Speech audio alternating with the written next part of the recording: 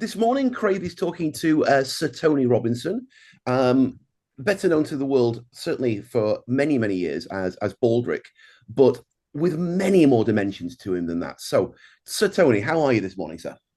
Very well. I've brought my dimensions with me, and you can have a look at them if you like. Delighted. That's why we do video these days. So, you're going to be coming down to New Zealand very shortly, aren't you? I believe in Yeah. February of next month. Tell us about the show you're bringing. Okay. So I've written a book and a novel. My first novel at the it's a trilogy. Okay.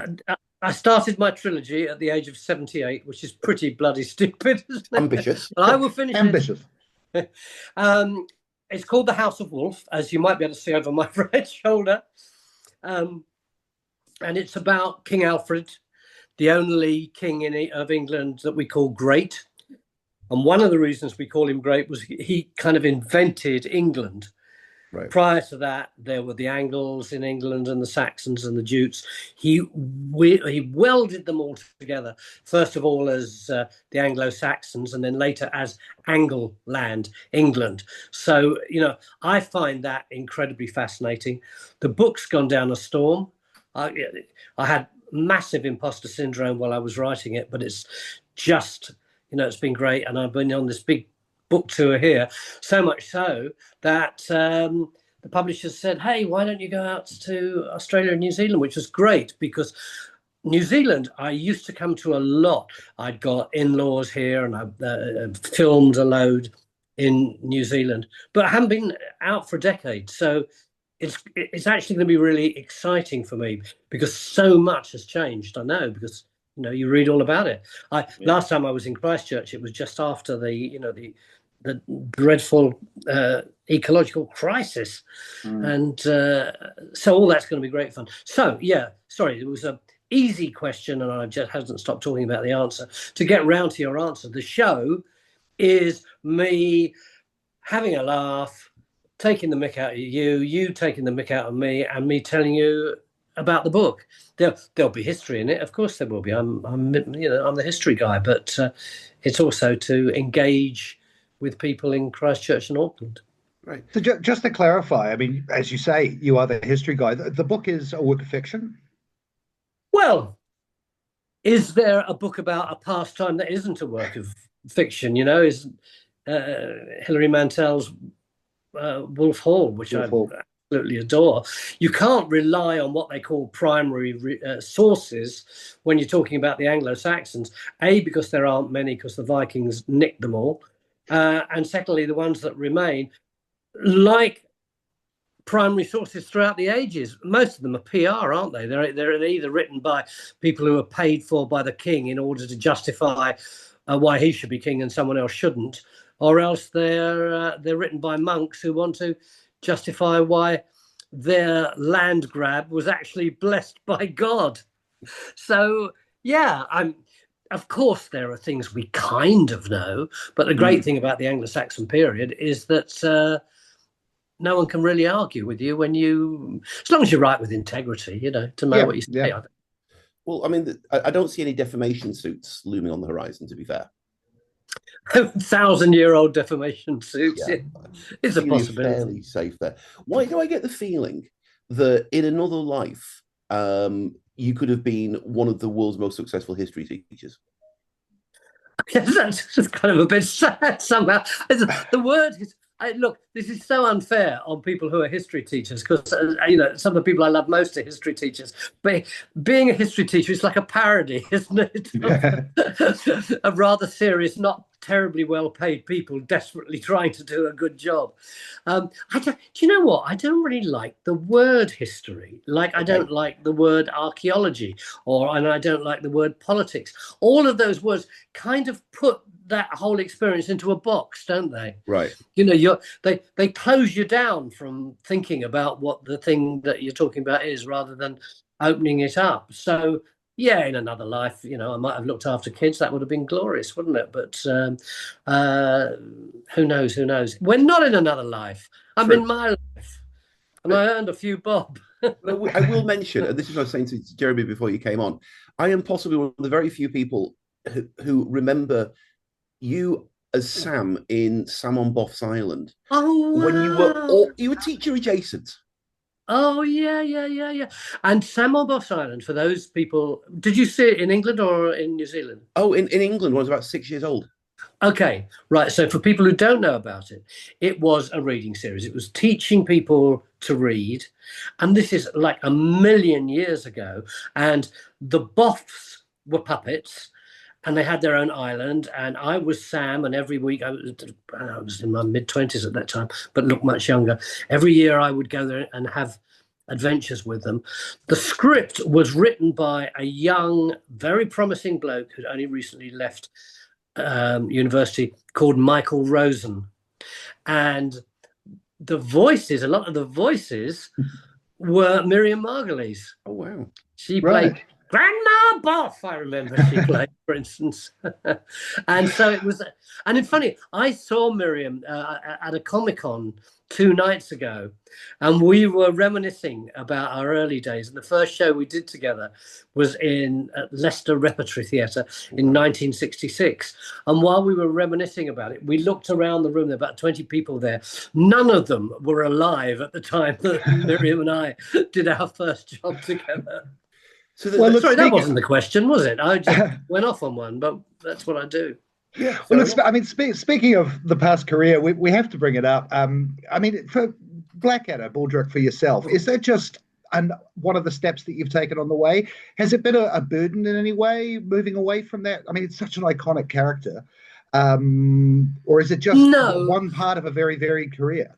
No, I don't know. I don't think I've ever thought of it as a burden. I don't think I've once thought of it as a burden, because, like, I was 38 before Baldrick happened. I'd been a child actor from the age of 13. Right. So I'd been doing it for about a quarter of a century. And suddenly, to be given that gift in a number of ways, working with fantastic people, having a long-running job, which was very well paid, becoming the representative of a massively iconic character who everybody in Britain knew. And what it meant more than anything else was the office door opened for me, if you know what I mean. You know, I had always had all these ideas burning away in my head, but no one ever wanted to listen to them. Once you'd been in a show like that, at least you got 30 minutes in front of anybody's desk. So in every way, it was wonderful. I think there was once when I was in a restaurant and we're right at the back of the restaurant, my girlfriend and I at the time, and she said to me, "It's over, Tony. I just don't want it to continue anymore, our relationship." And I said, "I'm just going to go for a walk." And I walked towards the entrance, and there was a table near the entrance, and these people went, "Hello, Tone, have you got cunning plan? Come on, come sit next to us. Come on. Hey, well, you're a funny guy, you are." I think that's the only time I've ever kind of wished I wasn't the person who I am. So when did you actually last have a day when someone didn't say the phrase cunning plan to you? 1873. Yeah. June. Yeah. I mean, does that ever get to be a burden? I mean, the two words that will be forever totally tied up with you. No. Look, realistically, the people who come up to me like the fact that I appear to be a good bloke. Now, I am as manipulative, as narcissistic, as duplicit as any other man. but you know, that's the way I come across. So people are nice to me. Very good. You know, the character in inverted commas that I played in Time Team, nice bloke. I was going to bring up Time Team. I mean, I think it's incredible that you've been part of 2 such, you know, milestone television shows. And Time Team had a reboot recently. Am I right? Yeah, that's right. And I was talking before I was talking to you. I was communicating online with some people about exactly that. There's this the platform called Patreon, and they if you remember, I mean, I don't want to flog Patreon, but you'll see how the mechanism works. So if you pay, I don't know how much it is, let's say it's £6 a month, you join Patreon, and then you can have access to all the new stuff that Time Team is doing. Well, if you've got 20,000 people paying that much money, you've quickly got hundreds of thousands of pounds, which we can use to make brand new Time Teams, the quality of the old ones. So I work for them 16, 17 days a year now, making 3 or 4 programs, and it's great. I go back to seeing all my old mates and new ones who, of growing up with this new iteration of Time Team. There's a site that I know a lot of New Zealanders know it, because I've met so many people from Oz and New Zealand over there. It's called Sutton Hoo.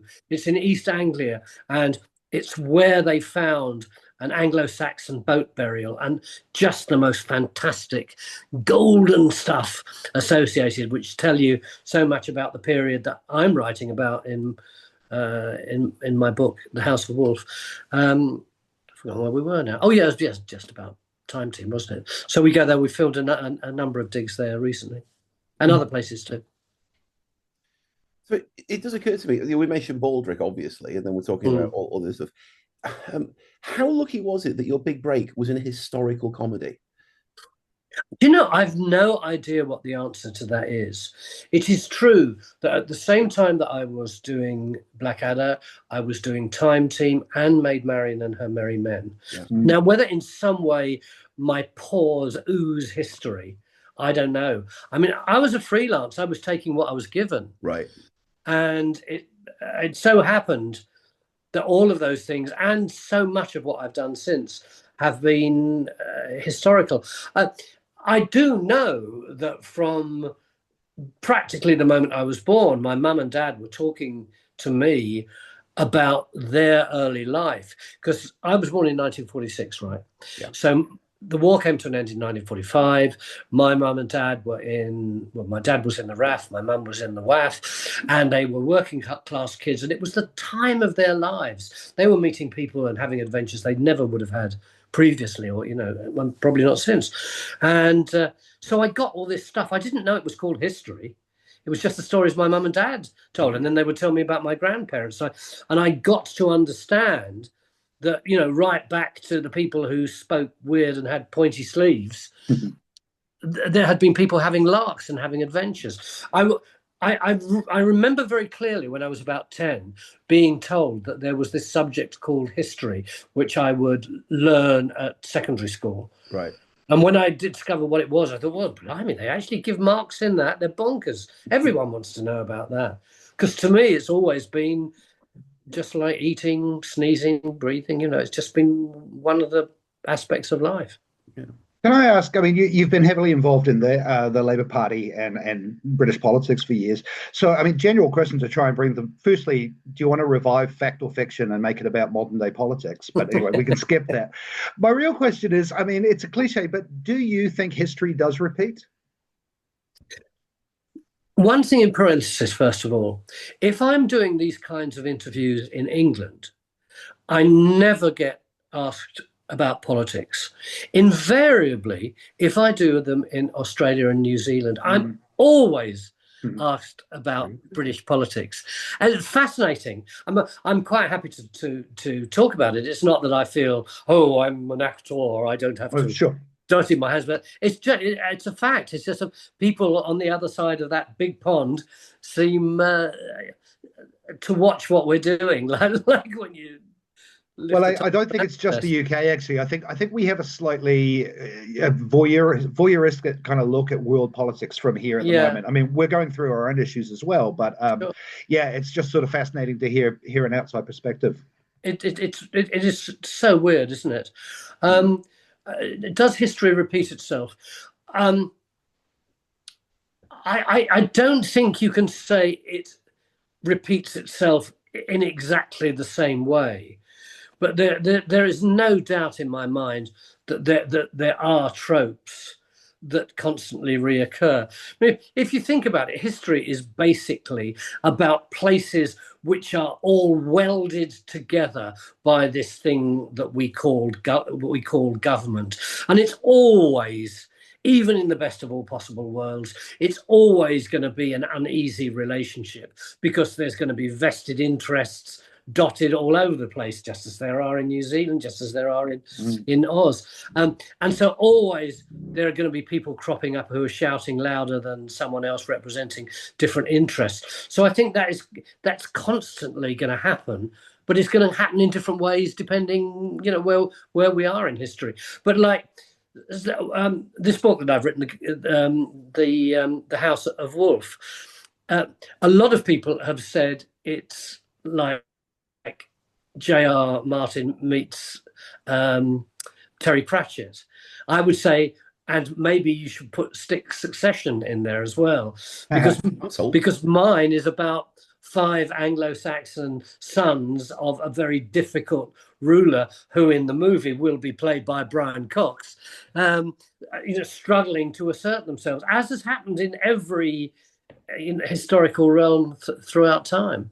Sorry if that's a slightly way of answering the question, but it's a fascinating question, and not one that I think has a simple answer. At least I haven't got it. Well, listen, I feel like we could do this all day, Tony. You're a wonderful chap to talk to, but I'm conscious we've been told not to take too much of your time, because you're a very, very busy man. Yeah, just checking. Yeah.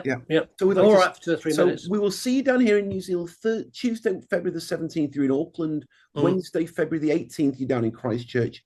Thank you so much for your time this morning. It's been wonderful talking to you. Nice to talk to you both. A really nice interview. Thank you. Thanks a lot, mate.